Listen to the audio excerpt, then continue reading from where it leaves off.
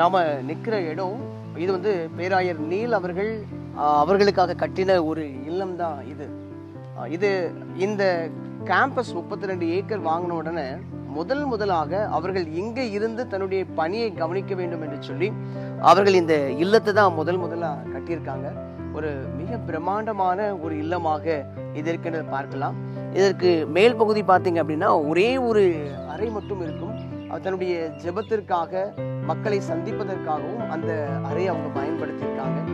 இந்த வீடை குறித்து பேராயர் நீல் அவர்கள் தன்னுடைய ஆட்டோபயோகிராஃபி புக்ல ரொம்ப மிக அழகாக எழுதியிருக்கிறத நம்ம வாசிக்க முடியும்.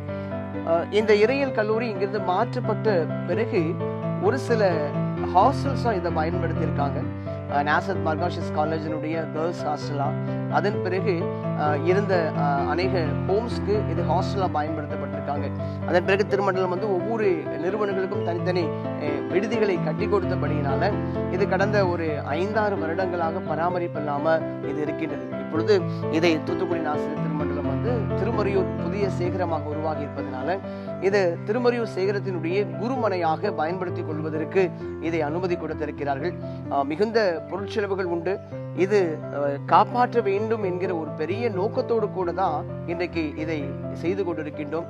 ஏனென்றால் வரலாறை மறந்து போய்விடக்கூடாது, வரலாறு நம்முடைய மண்ணிலிருந்து மறைந்து போகக்கூடாது என்கிற ஒரு நோக்கத்தோடு கூட மிகுந்த பொருட்செலவு உண்டானாலும் இதை சீரமைக்கப்பட வேண்டும் என்கிற நோக்கத்தோடு கூட செய்து கொண்டிருக்கின்றோம்.